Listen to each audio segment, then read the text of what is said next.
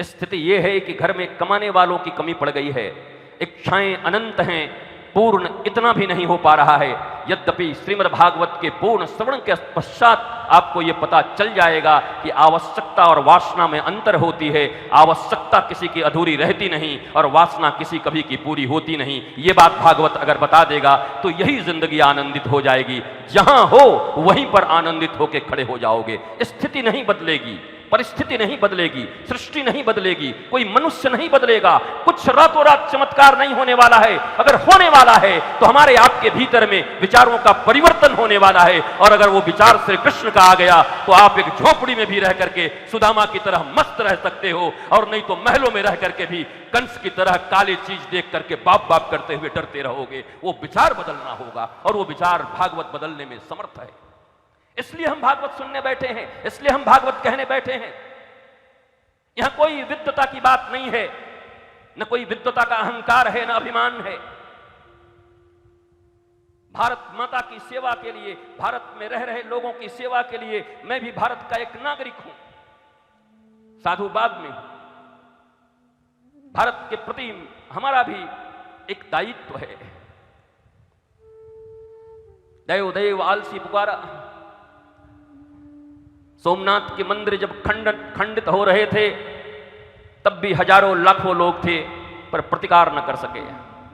आप घबराओ मत, मैं केवल इसी विषय पर बोलने नहीं आया, मैं तो बस स्पर्श कर दे रहा हूं कि आज दाऊ दयाल जी के मंदिर में बैठकर जो हम सब बड़े आराम के साथ बिना किसी भय के निश्चिंतता से इस कथा को सुन रहे हैं, बस दाऊ दयाल और भगवान श्री कृष्ण से यही प्रार्थना है कि भारतवर्ष में इन कथाओं के ऊपर किसी की बुरी नजर न लगे। यहाँ सत्संग और कथा ऐसी चलता रहे और ये सनातन संस्कृति का वर्धन होता रहे। सिर्फ ये प्रार्थना करने और ये मांगने आया। ये मत सोचो कि सहज में मिल गया है तो कल भी मिलेगा।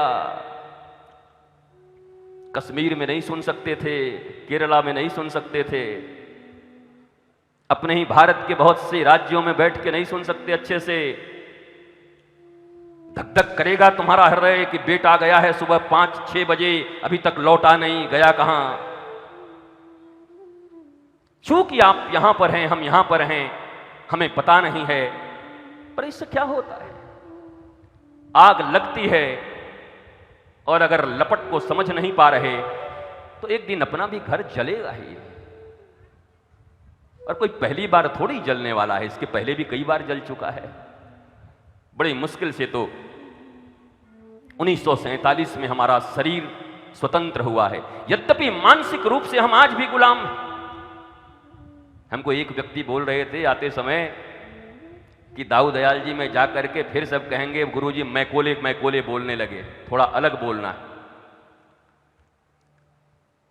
हमने कहा अगर इनको ये जानकारी नहीं होगी हम लोगों को कि हमारी जो शिक्षा चल रही है उस शिक्षा व्यवस्था में हम बहुत दिन बचने वाले नहीं।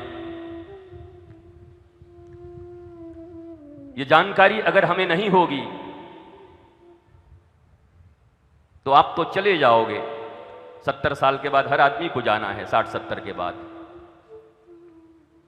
पर अपने गोद में जो बच्चे लेके घूम रहे हो ना, जिनके लिए गाड़ियां खरीद रहे हो, मकान खरीद रहे हो, दुकान खरीद रहे हो, मुमु मुमु पुपु पुपु कर रहे हो उनको, मुन्ना मुन्ना पुपु पप्पा। उन मुन्नाओं की हालत कश्मीर में क्या हुई थी?